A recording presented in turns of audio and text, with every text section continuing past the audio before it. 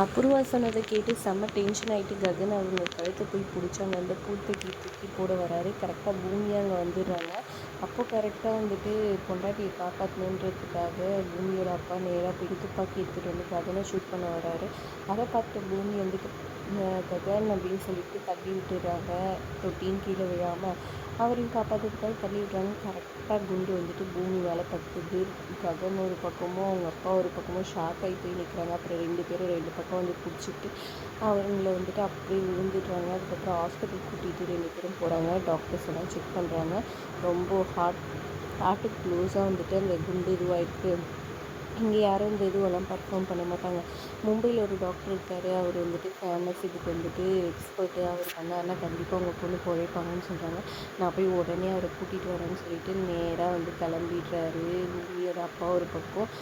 அதுக்கு முன்னாடி இவங்க 2 பேருமே சண்டை போட்டுக்கிறாங்க. உன்னால் தாண்டான்னு சொல்லிட்டு 2 பேரும் சட்டையை பிடிச்சிக்கிறாங்க. டாக்டர் சொல்லும் போதில் அவங்கள காப்பாற்றுற வழி பாருங்கன்ற மாதிரி சொல்லிடுறாங்க. அதனால் அவர் ஒரு பக்கம் கிளம்பிடுறாரு. இன்னொரு பக்கம் ககனோட அம்மா சாரதாவும் பூர்ணியும் 2 பேரும் வந்து அழுது ஃபீல் பண்ணிகிட்டு இருக்கிறாங்க. கண்டிப்பாக அவளுக்கு சரியாயிடும், நீ கவலைப்படாதுன்னு ககனுக்கு சமாதானப்படுத்திட்டு இருக்காங்க அவங்க அம்மா.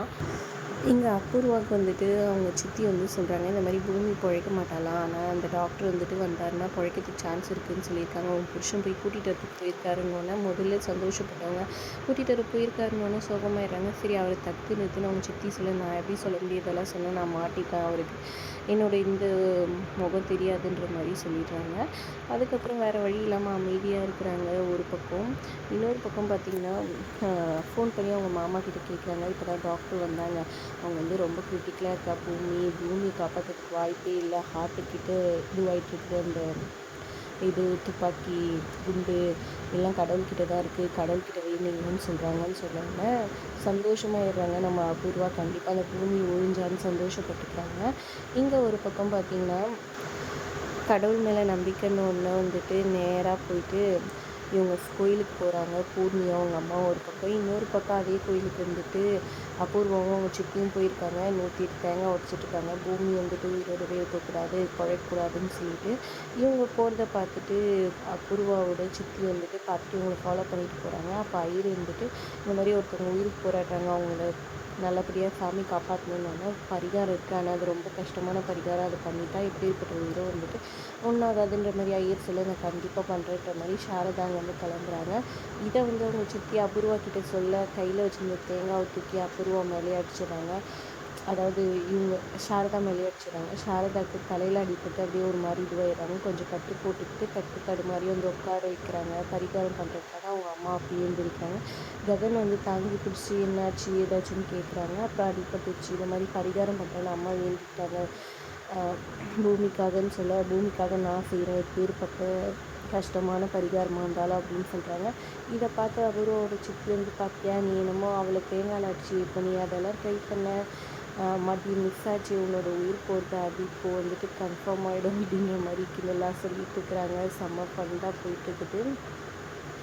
ஒரு பக்கம் இங்கே பூமி ரொம்பவே கிரிட்டிக்கலாக இருக்காங்க. என்ன நடக்க போகுது, இது நடக்க போகுதுன்றதை திரும்பி பார்க்கலாம். இங்கே பார்த்திங்கன்னா இந்து வந்து அவங்களோட புகுந்த வீட்டுக்கு போயிடுறாங்க. அங்கே வந்து எல்லாம் வெயிட் பண்ணுறாங்க. அவங்க அப்பா அம்மா உள்ளே நிற்க வச்சுட்டு இந்து கிட்டே வந்துட்டு அந்த வரதட்சணை பணத்தை கேட்கலான்னு யோசிச்சுட்டு இருக்காங்க. அப்புறம் ஆரத்தி எடுத்து உள்ளே கூட்டிகிட்டு போயிடுறாங்க. இந்த மாதிரி வரதட்சணை பணம்லாம் எப்போ கொடுப்பீங்கன்னு கேட்குறாங்க. கூடிய சீக்கிரம் கொடுத்துட்றோம், ஒரு மாதத்தில் அப்படின்னு சொல்கிறாங்க.